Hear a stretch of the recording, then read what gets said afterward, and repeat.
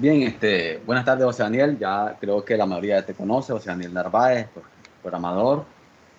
También fue estudiante aquí pasó por un tiempo por el Rivas, de ahí lo conocí.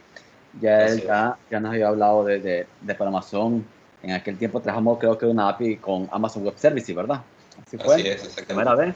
Ok, agradecerte por este esfuerzo porque obviamente es así con conferencias que uno conoce cómo está la tecnología, el estado del arte en programación, cómo se está trabajando realmente, porque todavía algunos se aferran a la programación pura y al script, ¿verdad? Pero hoy TypeScript pues es casi el estándar, ¿verdad? Para trabajar de una manera, yo diría que hasta más rápida, manera más robusta, diría yo, Así ¿verdad? es. Entonces creo que eso se va a hablar más adelante. Y y aunque parezca solo tipado, yo me recuerdo cuando aprendí un poco de TypeScript, yo decía, no, si solamente ponerle un tipo, pero después cuando ya vi Así es. el alcance, lo que permite, pues la verdad que te hace programar prácticamente con menos error y más robusto, diría yo. ¿Ok? De cómo ahí va, Exactamente. eso te lo dejo vos para que lo hagas con más detalle. Entonces, y que estos son grandes esfuerzos para que, como digo, como estudiante y como profesionales, porque veo algunos aquí que están conectados y habían salido. Ahí veo que se vienen conectando cada vez más estudiantes, pues ahí le vamos a ir dando la bienvenida conforme se conecten. Entonces, podemos aprender, mantenernos actualizados, pues, porque en programación eso es importante, mantenerse actualizado, tener esa sed, ¿verdad? Por aprender cosas nuevas y que a veces, pues, por la parte laboral no nos damos cuenta de las cosas nuevas que están saliendo y a través de conferencias vemos esas cosas nuevas y que se pueden aplicar. Entonces, no te atraso más, José Daniel, y te dejo, ¿no? Ya veo que compartiste pantalla, entonces, y ya estamos haciendo la grabación. Entonces, buenas tardes y podemos iniciar. Así es. Buenas tardes a todos. Tal como comenta el profesor, pues yo soy ingeniero de sistemas, me dedico al desarrollo de software y sí, tuve la fortuna de ser alumno del profesor Wilfredo, de ser de las cosas más importantes que me han pasado como estudiante en mi etapa universitaria.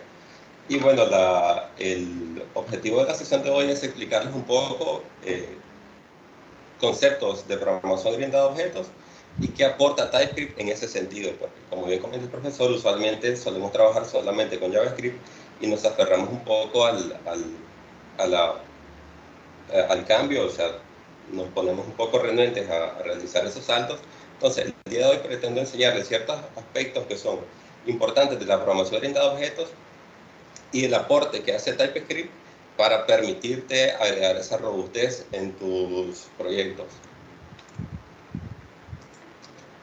Primero les describo más o menos la agenda de la sesión. Está dividida básicamente en 4 secciones. En la primera sección vamos a ver conceptos básicos de programación orientada a objetos. Después vamos a ver más o menos cuáles son los pilares de la programación orientada a objetos. Vamos a ver cómo se relacionan los objetos en el paradigma orientado a objetos. Y vamos a ver un poco conceptualmente algunas características de los patrones de diseños orientados a objetos. Y creo que realmente como comentaba el profesor, la mayor robustez que agrega TypeScript es la posibilidad de trabajar de forma estricta en los paradigmas orientados a objetos y en los diseños orientados a objetos, aprovechándonos de todos los patrones. Pues. Entonces, básicamente vamos a tratar de ver un poco de esos 4 elementos en los cuales está dividida la sesión del día de hoy. Primero vamos a definir qué es la programación orientada a objetos. Si leemos el concepto literalmente, decimos que es un paradigma basado en envolver bloques de información y su comportamiento relacionado en lotes especiales llamados objetos. Van a escuchar constantemente que la programación de objetos es un paradigma de programación que utiliza la estructuración de tus entidades en clase y en relacionar esas entidades para poder agregar comportamiento a nuestros sistemas. Sé que el concepto es demasiado abstracto, entonces por eso hay que tratar de desmenuzarlo en distintos elementos. Primero tratemos de comprender o analizar un poco el concepto de clases. El concepto de clases como tal se puede definir como las clases son abstracciones o representaciones abstractas de entidades que existen en el mundo real. Es importante reconocer, recapitular y recalcar que cuando estamos desarrollando sistemas, lo que estamos haciendo es automatizando procesos con el uso de la tecnología, pero esos procesos ya existen en el mundo real. llegamos a una empresa y necesitamos desarrollar un sistema de ERP, un sistema de contabilidad, un sistema que sea, lo que estamos haciendo es automatizar procesos que ya existen en el mundo real. Entonces, en el mundo real ya tenemos procesos ocurriendo, ya tenemos hechos ocurriendo, situaciones, y tenemos personas interactuando en todos esos procesos. Entonces, se comprendió hasta la actualidad y desde principios históricos que la mejor forma de automatizar esos procesos era estableciendo un paradigma de programación en el cual tenemos la posibilidad de interpretar o analizar el mundo real y realizar representaciones a nivel de nuestros sistemas. Entonces, la programación orientada a objetos es el aporte que nos entrega, que tenemos la posibilidad de analizar un proceso, analizar una empresa, analizar una necesidad y un requerimiento y tener la posibilidad de resolver esa automatización sin ir muy largo a nivel conceptual, decir, ok, tengo que buscar mis entidades, tengo que ver cuáles son los objetos que se relacionan en la ejecución de este proceso cuáles tareas internas tiene. Entonces, la programación orientada a objetos nos permite no irnos muy lejos al nivel analítico y conceptual de las representaciones que existen en el mundo real.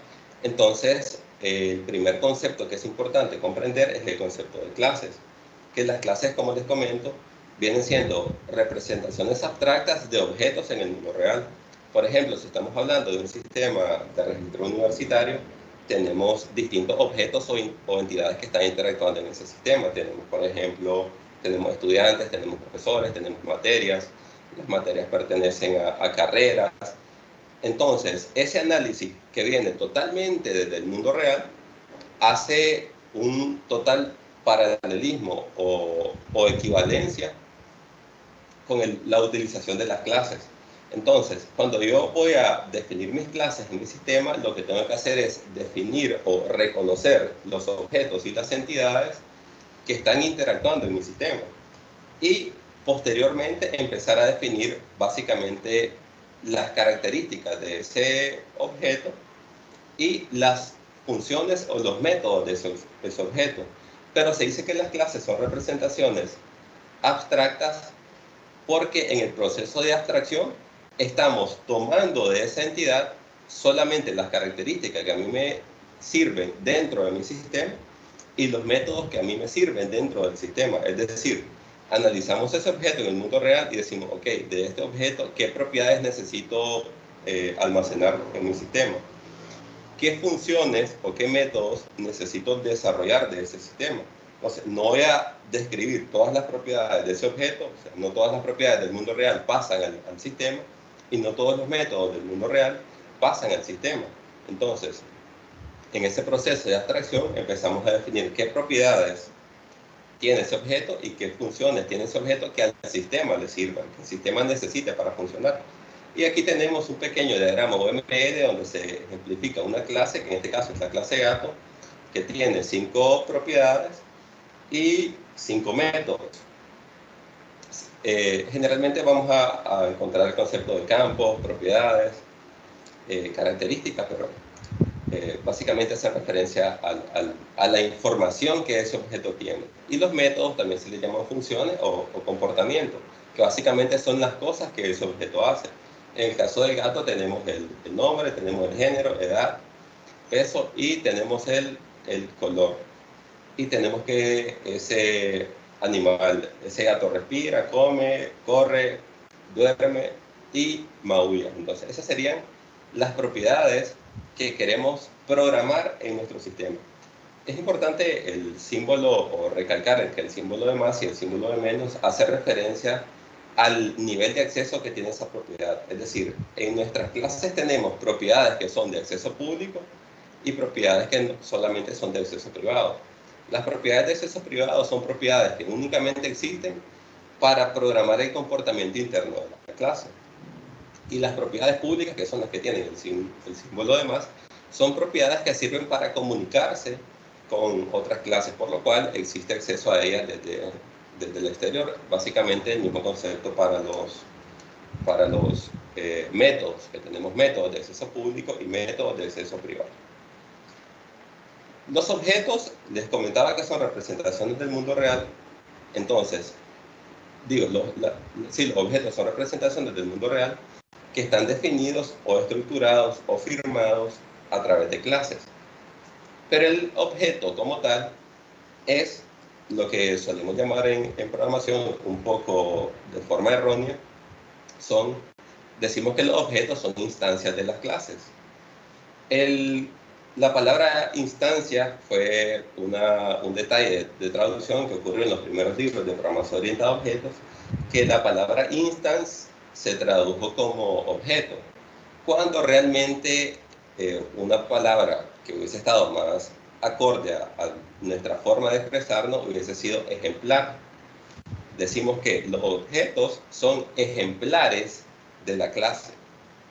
No sé si recuerdan que la palabra ejemplar la solemos escuchar o utilizar cuando decimos tengo tantos, estamos hablando de alguien que posee caballo, por decir algo, entonces decimos tengo tantos ejemplares, que vienen siendo objetos que pertenecen a una clase, que la clase es, por ejemplo, en este caso el animal caballo, pero eso solamente es una observación, pero no vamos a cambiar toda la documentación escrita que está, que a los objetos le llaman instancias de clases, pero viene siendo ya un elemento específico. Una clase sirve como plantilla para la creación de múltiples objetos. En este caso tenemos dos objetos, tenemos dos ejemplares, que serían dos gatos que provienen de la clase gato, y básicamente nuestro objeto no solamente tiene la definición de nuestras propiedades y de nuestros métodos,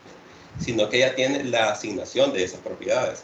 Ya el gato Oscar tiene un nombre, tiene un sexo, una edad, tiene todas las características. Y el gato Luna ya tiene todas las características. Es importante este concepto porque actualmente en los frameworks ya casi no solemos, aunque sean frameworks orientados a objetos, ya casi no solemos realizar nuestras propias instancias, sino que el framework como tal se encarga de instanciar las clases. Es decir, nosotros hacemos las definiciones de las clases, más no las instanciaciones. Y eso, cuando empezamos a aprender framework directamente, sin tener conocimiento de programación orientada a objetos, suele ser un poco confuso. Aún cuando ya tienes conocimiento de programación orientada a objetos, el hecho de que miras que, por ejemplo, en Angular, empezás a definir, por poner un ejemplo, tus componentes, y tus componentes son las clases, vos empezás a programar tus clases que pertenecen a esos componentes y nunca realizas instanciaciones de esos componentes. Y suele ser un tema que se suele olvidar bastante, pero ¿qué es lo que pasa? El framework internamente está realizando todas las instanciaciones necesarias porque la clase como tal no es un elemento funcional dentro de mi sistema. La clase solo es una definición, una declaración, una plantilla que va a servir para creación de instancias, de objetos, de ejemplares, que son los que verdaderamente tienen el comportamiento dentro de nuestro sistema.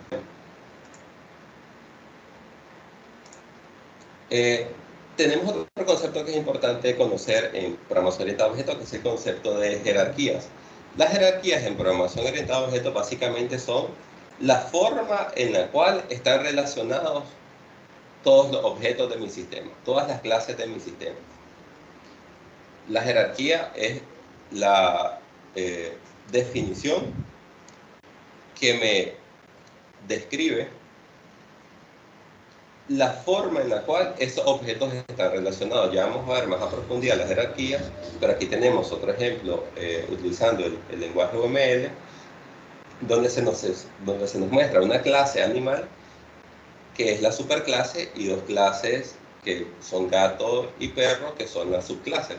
Básicamente en esta ejemplificación tenemos mostrada la jerarquía de herencia, que básicamente la jerarquía de herencia nos sirve para la reutilización de código.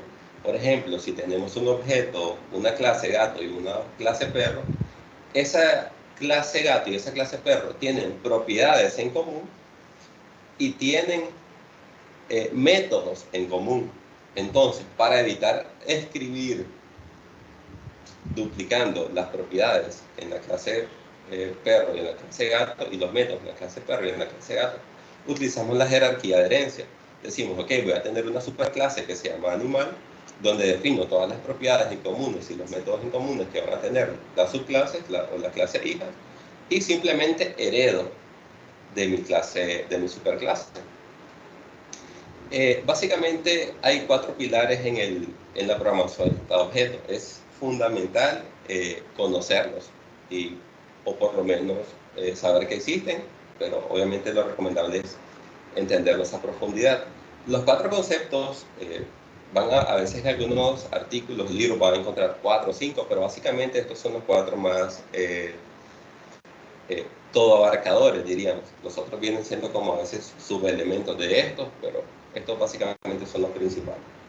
Tenemos el primero, que es abstracción, después tenemos encapsulación, herencia y polimorfismo, no necesariamente en ese orden, pero es importante entender estos 4 conceptos para empezar a programar con el paradigma orientado a objetos.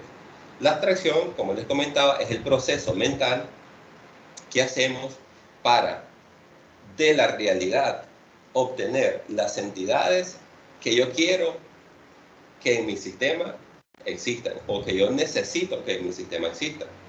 Y a su vez, de esos objetos o de esas entidades, voy a tomar solamente las propiedades que a mí me sirven y los métodos que a mí me sirven. No vamos a escribir absolutamente todo, sino sería prácticamente una tarea imposible. Por ejemplo, yo tengo la clase persona, no voy a programar todos los métodos, todas las cosas que una persona puede hacer. Voy a programar los métodos de esa persona que sirvan para el sistema.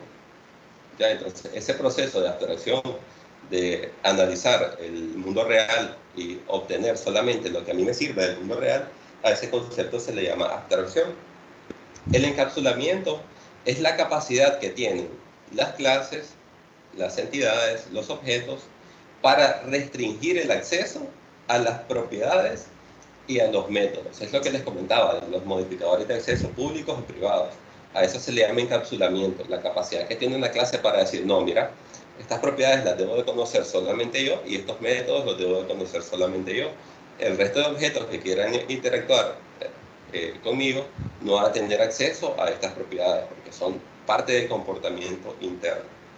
La herencia es lo acabamos de ver hace un momento, es una representación jerárquica, podríamos decir, donde un objeto tiene la posibilidad de extender funcionalidades de su superclase, funcionalidades o propiedades de su superclase. Básicamente ese sería el concepto de herencia.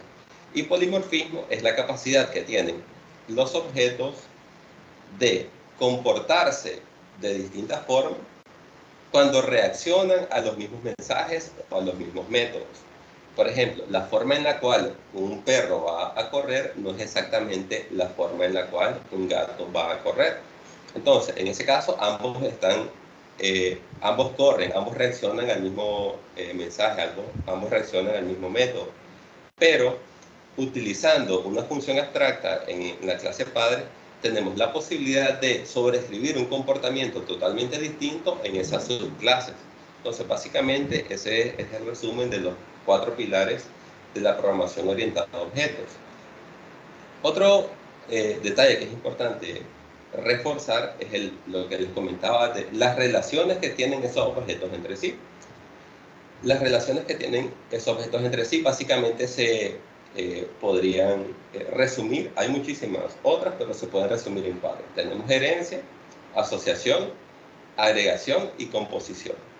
La herencia es la relación jerárquica que existe, lo que acabamos de ver hace un momento, entre clases, superclases y clases hijas o subclases.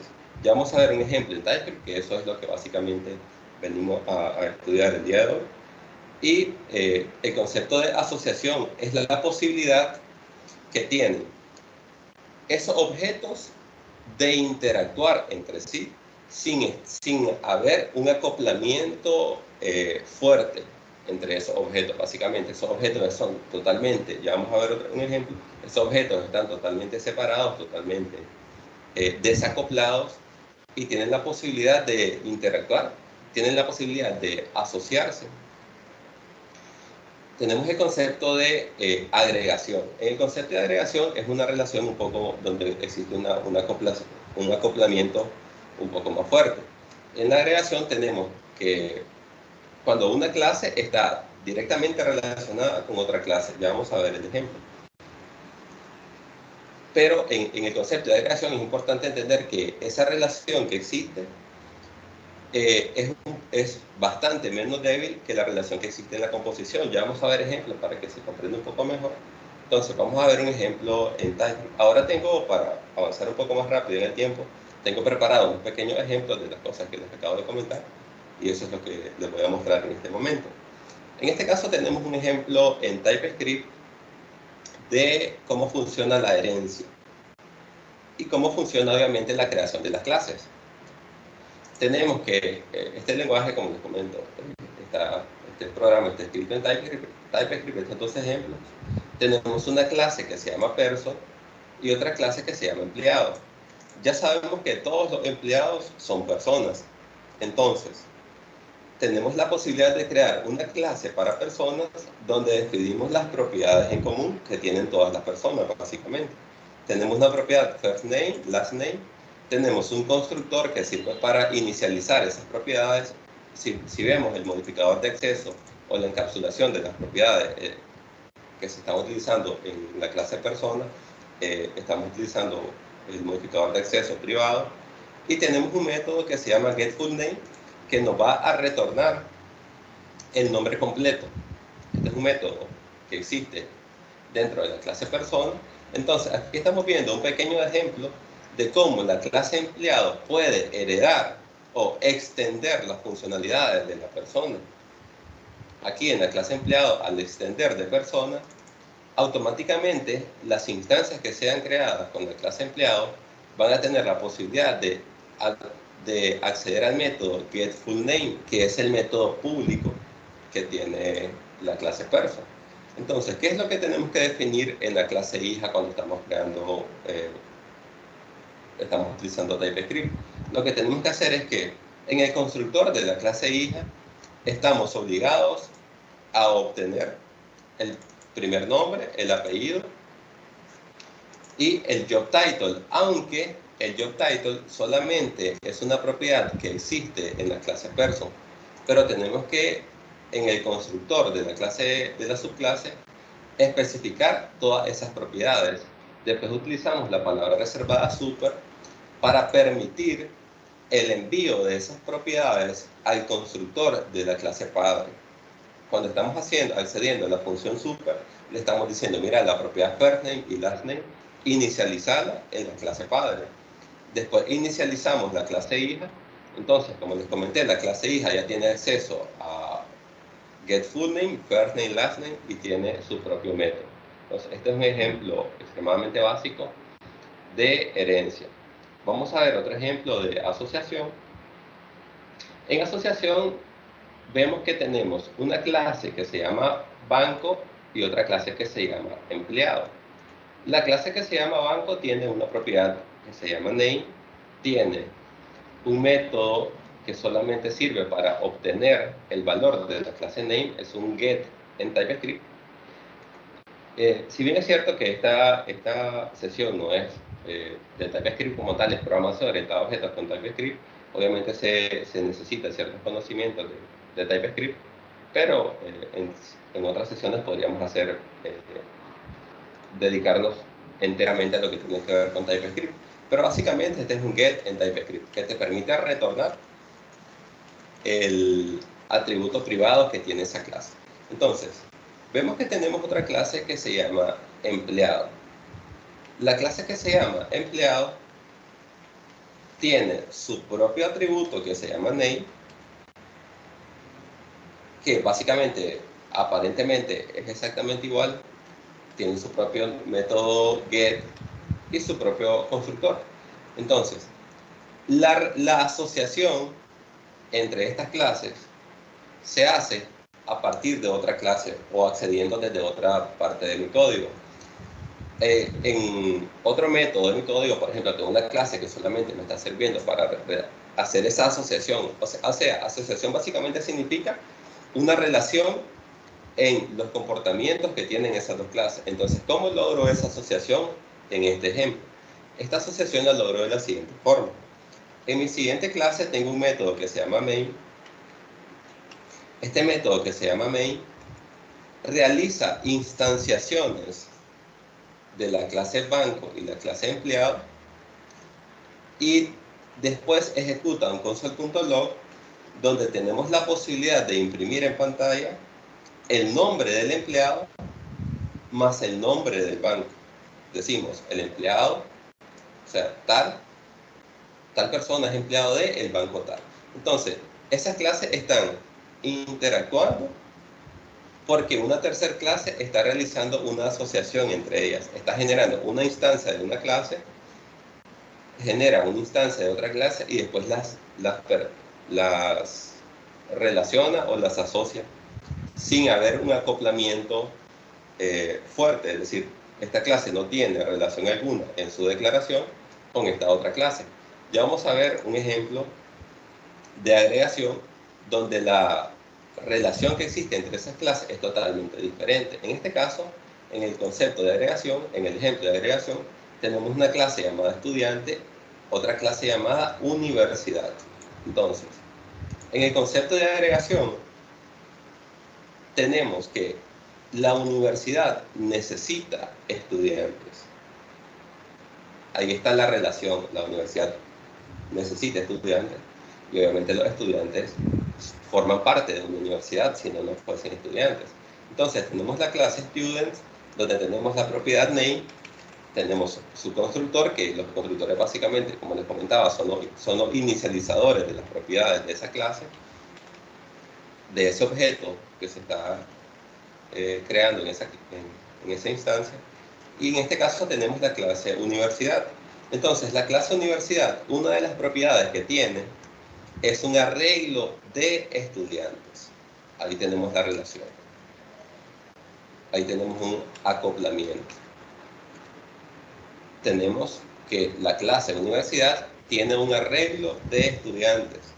Y en el constructor de esa clase recibe el nombre de la universidad y el arreglo de estudiantes. Entonces, ¿qué es lo que pasa? Que en otra parte de mi código yo creo, por ejemplo, las instancias de estudiantes, después creo un arreglo de estudiantes. ¿Por qué? Porque cuando tengo que crear mi universidad, yo necesito especificarle en el constructor cuál es el arreglo de esos estudiantes que pertenecen a esa universidad. Por ejemplo, lo que estamos haciendo en este caso es agregando el arreglo de estudiantes, o sea, estamos utilizando una agregación para agregar a través del constructor los estudiantes que pertenecen a esa universidad. Entonces, al crear la instancia de universidad, estamos agregando una lista de estudiantes previamente creada. Previamente creamos un estudiante, una instancia de un estudiante, creamos un arreglo de estudiantes, le agregamos un alumno. Entonces, cuando queremos crear la universidad, estamos agregando la lista de objetos de estudiantes. Ese es el concepto de agregación. Estamos agregando esos objetos de los cuales se depende en la otra clase. Si tenemos el objeto, si analizamos el ejemplo de composición, es algo parecido, pero la diferencia entre composición y agregación, recuerdo cuando en su momento, de hecho, el profesor Wilfredo nos estuvo explicando bastante ese concepto, cuando recibíamos clases de programación orientada a objetos. Pero en el caso de la composición, la clase, por ejemplo, en este caso, la clase biblioteca, tenemos la clase libro y la clase biblioteca. ¿Cuál es la diferencia? Que en composición, la clase librería, cuando se crea la instancia de la clase librería, obligatoriamente, internamente, está compuesto por instancias de la clase libro. La diferencia sería que en composición tenemos la instanciación de la clase internamente, es decir, está compuesto directamente, la clase padre está compuesto directamente por la otra clase, es parte de su composición. Son elementos que pertenecen directamente, de forma interna, en la otra clase. Y en el caso de la agregación, son elementos que se agregan. Y muchas veces esas agregaciones ni siquiera son obligatorias. Y a veces, muchas veces esas agregaciones son temporales. En el caso de la composición, tenemos un acoplamiento más fuerte y un acoplamiento más robusto. Es importante recalcar que realmente en programación orientada a objetos se recomienda que tus objetos estén mínimamente acoplados y altamente cohesionados. Tienen que tener bajo acoplamiento y alta cohesión. ¿Qué significa eso? Cohesión significa que cada clase solamente tiene que tener propiedades y métodos que estén fuertemente relacionados. De una clase no voy a poner objetos que no pertenecen directamente a esa clase. Tiene que haber una alta cohesión, que esos elementos estén fuertemente integrados. Y bajo acoplamiento significa que, ok, tiene que haber relación entre mis componentes, tiene que haber relaciones jerárquicas, pero esas relaciones tienen que ser lo más débiles posible, tiene que haber un acoplamiento estrictamente débil. Por eso, aparte de explicarle estos conceptos de programación orientada a objetos, que obviamente faltan muchísimo, queda muchísimo por profundizar, pero es importante recalcar la importancia que tiene terminar de comprender estos conceptos y empezar a aplicarlos, porque donde empiezan a tomar mayor interés, diría yo, que es en los patrones de diseño. Por eso quería, el objetivo de hablar de programación orientada a objetos y también es ir apuntando hacia los patrones de diseño. ¿Qué son los patrones de diseño? Los patrones de diseño son soluciones habituales en el desarrollo de software a problemas recurrentes. El concepto de patrón básicamente tiene muchísimo tiempo de existencia en el mundo de la ingeniería, no necesariamente en la ingeniería de software o en la ingeniería de sistemas, pero un patrón básicamente es un comportamiento repetitivo. Cuando un comportamiento es repetitivo, reconocemos ese patrón. Entonces, ¿qué pasa en el desarrollo de software? En el desarrollo de software pasa que realmente estamos resolviendo problemas que en el 90% de los casos es exactamente el mismo problema. Constantemente, sin importar el sistema que estemos haciendo, aproximadamente en el 90% de los casos estamos resolviendo básicamente los mismos problemas. Entonces, para mencionarles un poco algo que es extremadamente importante de recalcar, no sé si han escuchado hablar de algo que se denominó la crisis del software. La crisis del software, décadas atrás, no recuerdo la fecha específica, creo que es de los 60 a los 80, no recuerdo en este momento.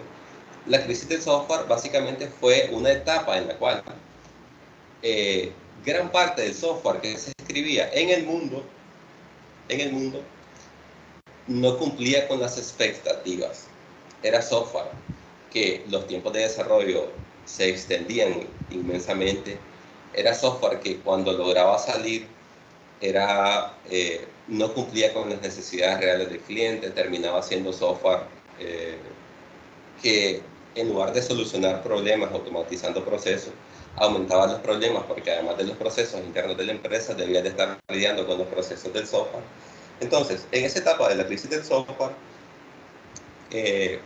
los expertos en el mundo empezaron a preguntarse qué es lo que está pasando, cuáles son las causas por las cuales todas las empresas de software del mundo están fracasando.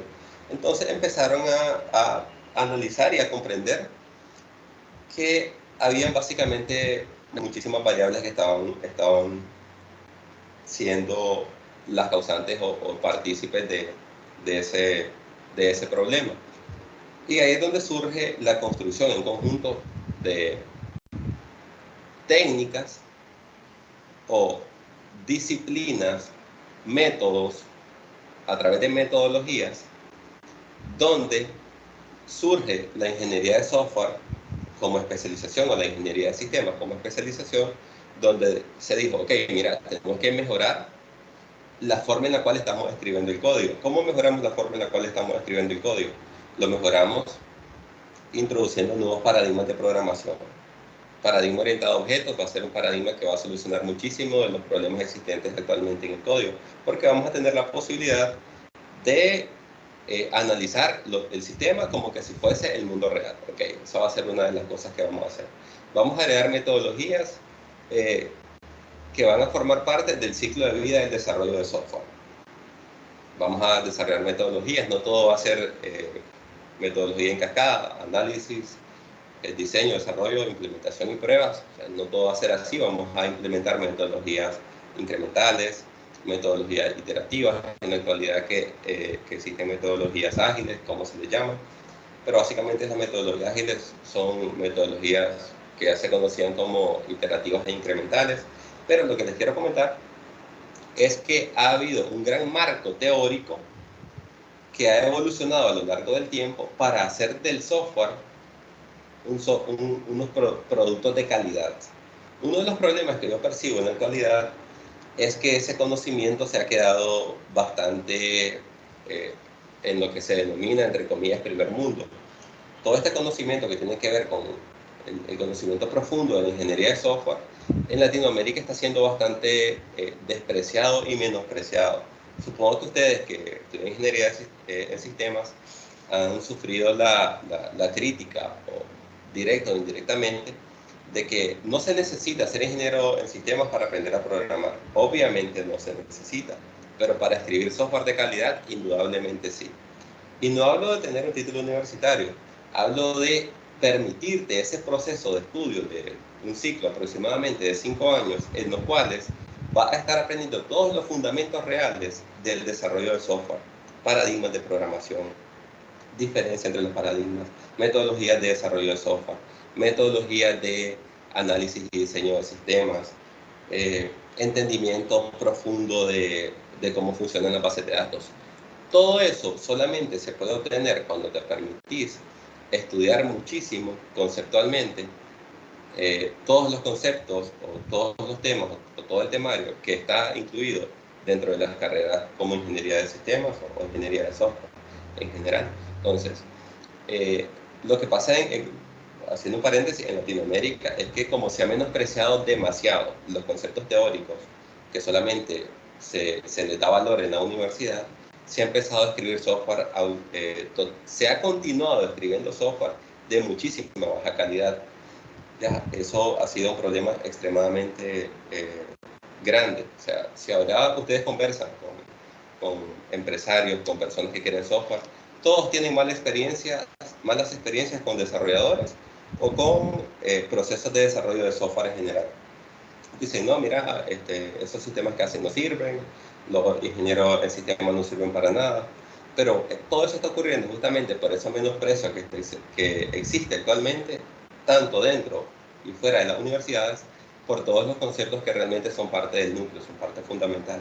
O sea, las clases que tienen que ver con ingeniería de software, con análisis y diseño de sistemas, análisis y diseño de bases de datos, son profundamente importantes porque justamente esos son los que van a marcar la diferencia entre escribir software de calidad y software que mínimamente cumple con los requisitos, pero es software inmantenible, totalmente ilegible, software que solamente lo entiende la persona que lo programó. Entonces, los patrones de diseño es uno de esos elementos que, aprovechándose de los conceptos de la programación orientada a objetos, dice, ok, vamos a definir patrones que existen en el desarrollo de software y vamos a proponer los problemas que ocurren en todos estos patrones.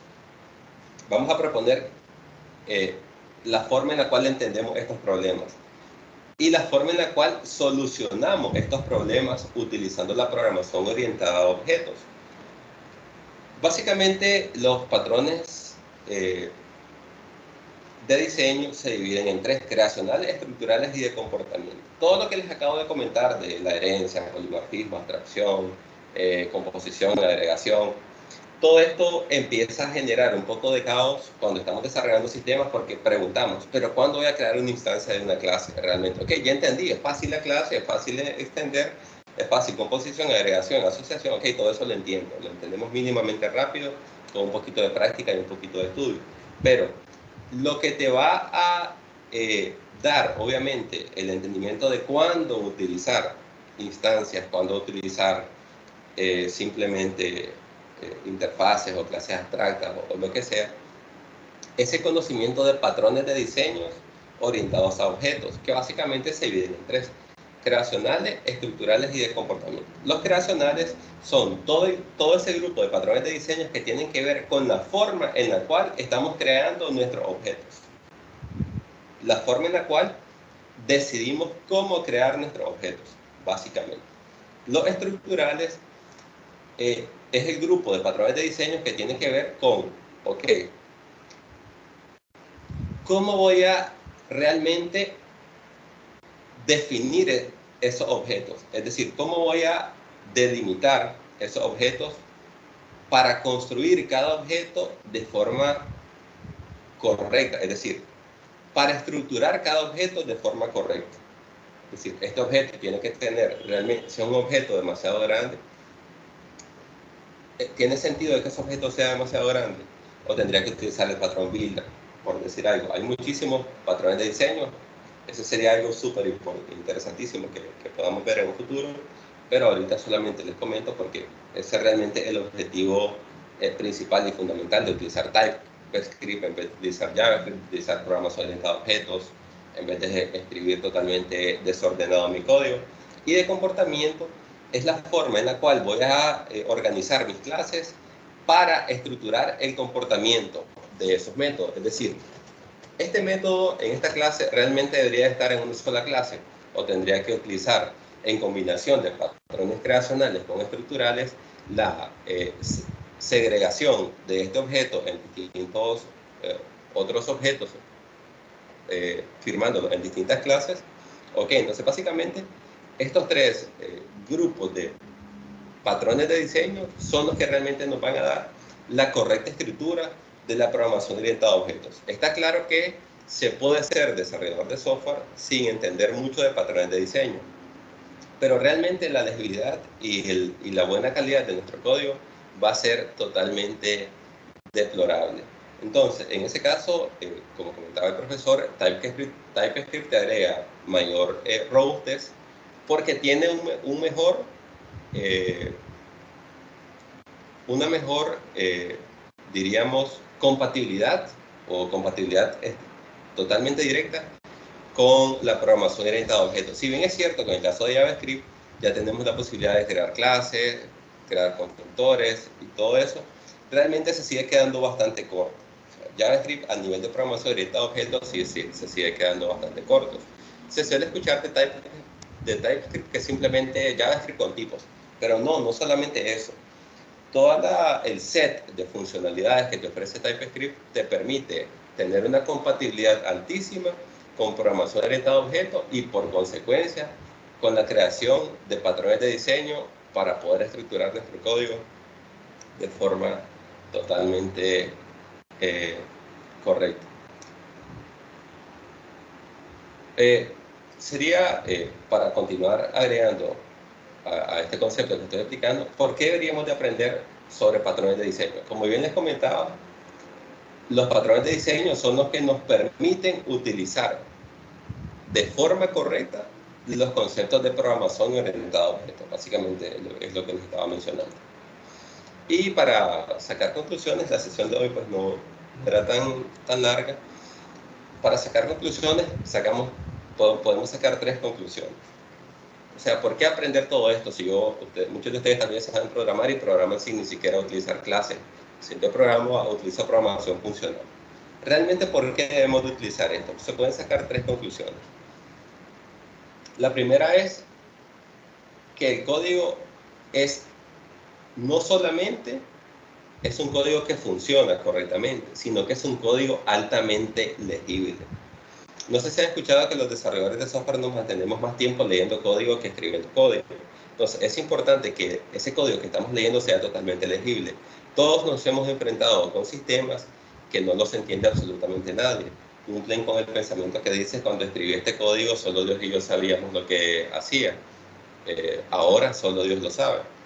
O sea, eso nos ha pasado absolutamente a todos, tanto con código escrito por nosotros como con código escrito por compañeros. Entonces, no preocuparnos solamente porque el código funcione, sino porque sea legible. ¿Por qué? Porque esa legibilidad te va a permitir un mantenimiento menos costoso a nivel de tiempos y obviamente a nivel de esfuerzo. Es extremadamente importante que ese código sea legible. Y obviamente la legibilidad de nuestro código y la utilización de programación orientada a objetos y patrones orientados a objetos, patrones de diseño orientados a objetos, obviamente aumentan la calidad de nuestro software. Característica tan importante y que tanto se carece actualmente en el desarrollo de software. Actualmente, si bien es cierto que hay muchísimos trabajos de desarrollador de software, la mayor parte del tiempo llegamos a empresas donde el software que encontramos es totalmente un asco y es totalmente frustrante y desmotivante trabajar con software así, pero justamente nos toca. Entonces, nosotros que estamos en este lado del mundo que no están tomados en cuenta de forma a nivel de marketing, podríamos decir, todos estos conceptos, es importante que invirtamos tiempo en ellos, en entender la importancia que tienen todos estos conceptos, profundizarlos muchísimo. Decía un experto que para entender bien programación orientada a objetos deberías de pasar aproximadamente 6 meses.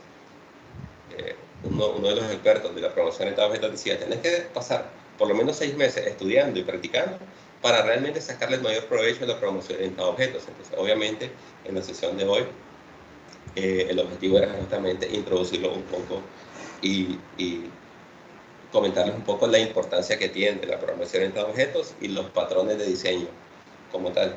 Entonces, para agregar un par de fuentes donde he tratado de comentar un poco, ahí les agrego la bibliografía y si quieren estudiar muchísimo más estos conceptos que fueron tomados de un libro que se llama Sumérgete en los patrones de diseño, escrito por Alexander Vip, no sé cómo se pronuncia ese apellido, pero es un libro bastante interesante, donde no solamente se te enseñan patrones de diseño, sino que en las primeras sesiones se profundiza muchísimo en lo que tiene que ver con el paradigma orientado a objetos. Entonces, por mi parte, no tengo nada más que agregar. Muchísimas gracias a todos los presentes. Bien, gracias Daniel. Chicos, no sé si tienen algunas dudas o más o menos, yo creo que algunos, ¿verdad? Iban recordando conforme Daniel iba hablando, ¿verdad? Un poco lo que es la programación orientada a objetos, que algunos pues la han visto con otros lenguajes de programación, como C++, C Sharp, o entre otros. Pues, prácticamente ahí donde más se ve acá en la universidad. Así Antes es. se impartía con Java, yo creo que era con Java antes, entonces, Ajá.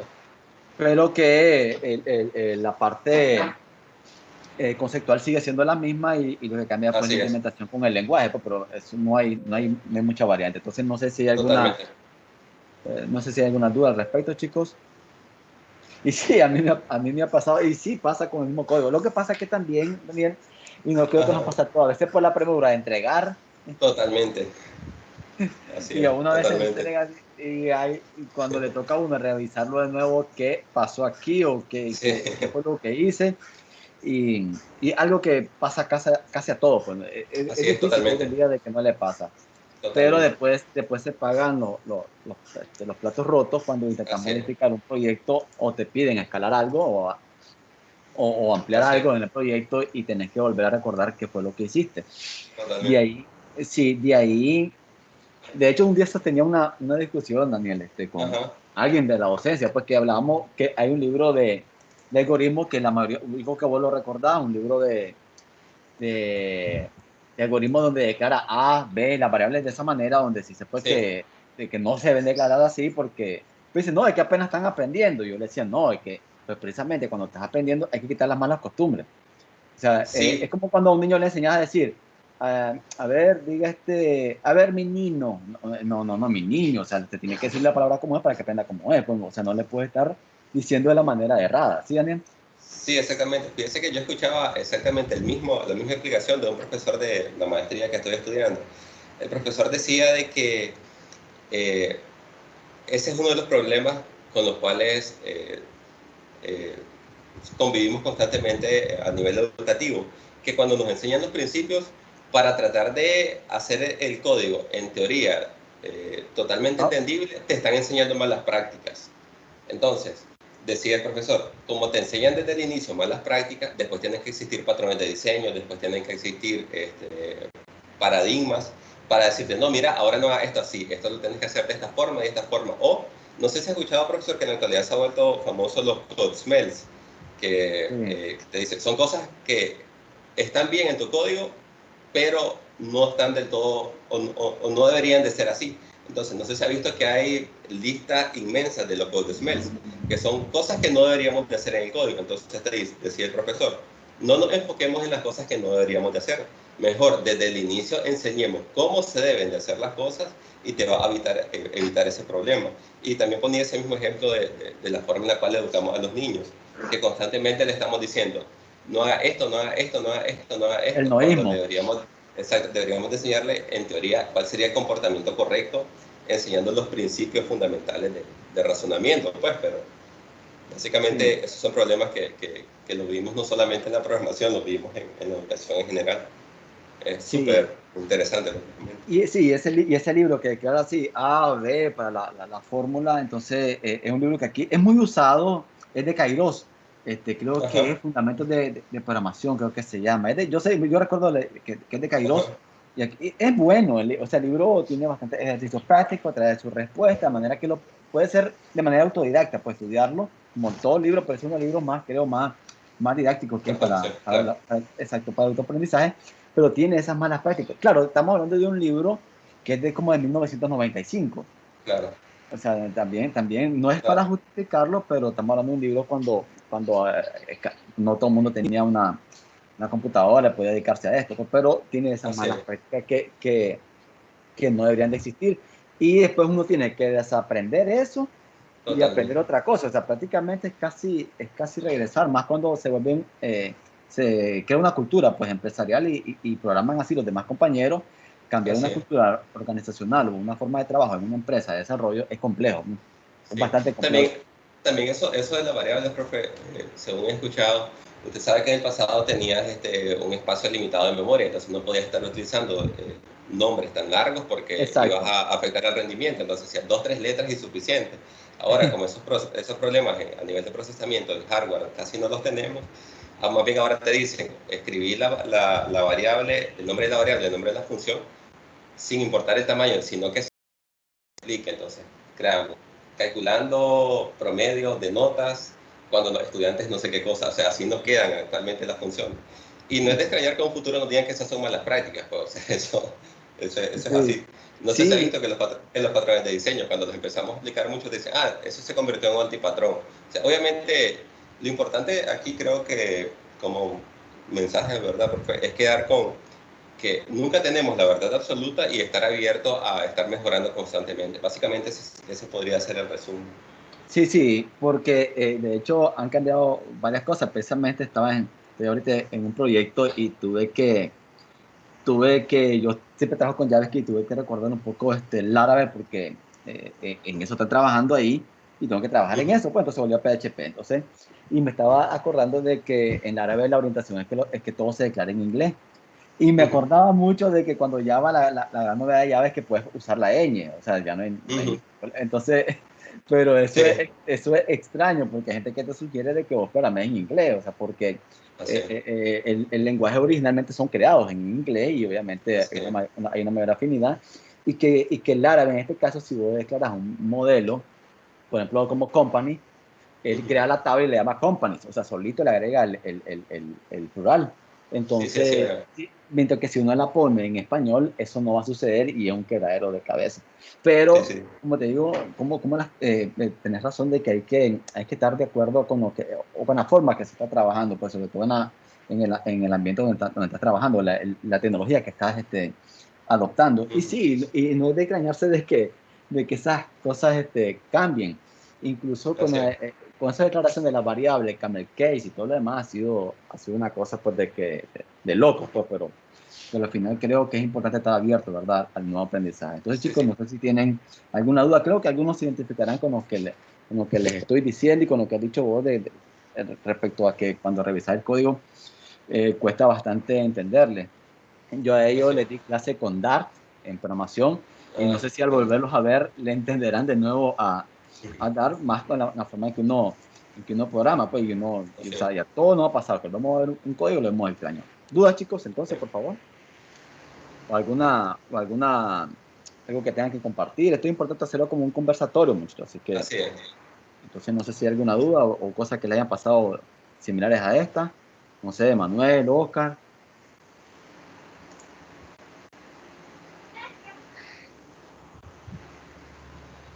La verdad es que no tengo nada que apoyar. Que decir. Ok, está bien, entonces. Mucho gusto, Oscar. Ok. Bueno, entonces, nada más que... Muchas gracias, profe. Ahí estamos en comunicación, cualquier cosa. Gracias, pues. Ok, está bien, A entonces, usted. buenas tardes a todos, chicos, gracias Pasen buenas tardes. por participar. Un gusto. Un gusto. Así es, un gusto. Que tengan buenas tardes. Buenas